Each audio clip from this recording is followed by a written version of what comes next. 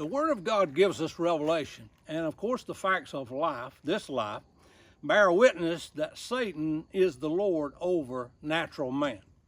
Well, welcome to our series, God's Plan for Redemption. Today we look at the lordship of Satan. So first I looked up that definition, Lord, and my Bible dictionary said, Lord, one having absolute control. Satan, that definition for Satan was an adversary, the chief of the fallen spirits, the grand adversary of God and man. Now, I started finding some different designations given about Satan, names that were given him. And that'll give you his dignity, and you'll learn a whole lot about his character by seeing what he's called. He's frequently called the devil, meaning the slanderer. He's called accuser of the brethren, an adversary, Beelzebub, lord of the flies. Belial, meaning reckless or lawless. And he's called the deceiver of the whole world, the great dragon, the evil one, the father of lies, the old serpent, the tempter. Now, moral evil is his basic attribute. He is the very embodiment of evil. Christ's words give us the fullest statement of Satan's moral character.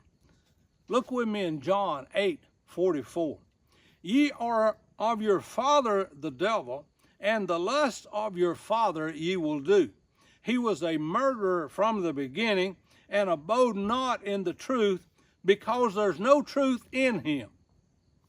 When he speaketh a lie, he speaketh of his own, for he is a liar and the father of it. Now that gives you a lot of attributes and designators of what Satan is all about. Death came through Satan, the death of the whole race by way of sin. Now we know that it wasn't just a physical death, because Adam and Eve didn't just immediately fall over dead, but they had been separated from God.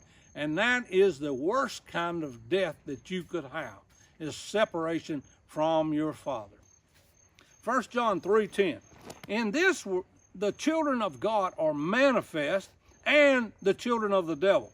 Whosoever doth not righteousness is not of God, neither he that loveth not his brother. We see two fathers, one of light and one of darkness, two different kingdoms, each with a different lordship, good versus evil. In the beginning, God made man in his image. In the image of God he was made. And we were given the dominion over the works of creation. God made man his under ruler.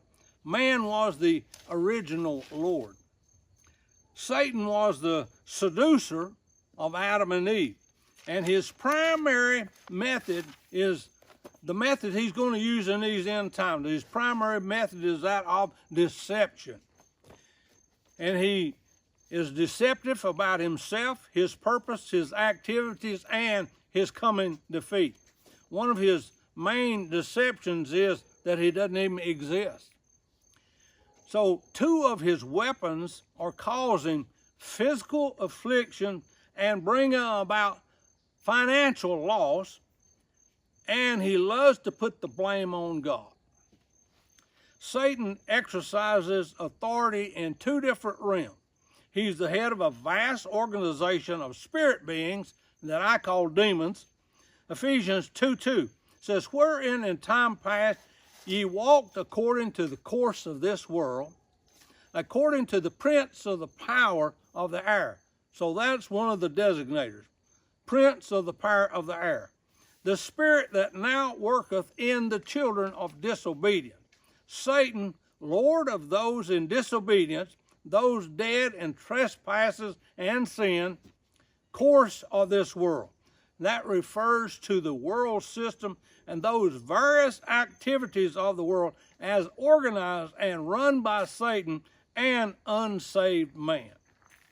In 2 Corinthians, Satan what's called God of this world. So that's another designator.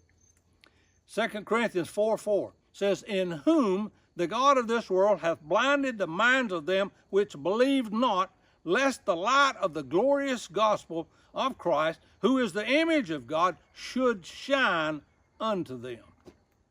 If the heart of anyone who hears the gospel is veiled, they're lost and fully under the power of sin and under the lordship of Satan. They are then open to his increase in darkness and hardness of heart. And remember, the word says, you reap what you sow. Satan, by deception, gained the position given to man, and he began to be man's ruler. He did that by imparting his nature to man and becoming to man what God should have been to man, a father. And through the entrance of spiritual death and through its reign over humanity, Satan has ruled as Lord. What a flood of suffering and misery his reign has brought forth. Thank God for the promise, though. God give us a promise in Genesis, the 3rd chapter, verses 15 through 18. God give the promise of one to come, said he would legally break the lordship of Satan off of mankind. He would bruise his head. And Zechariah said, thus saith the Lord of hosts, I will bring forth my servant the branch.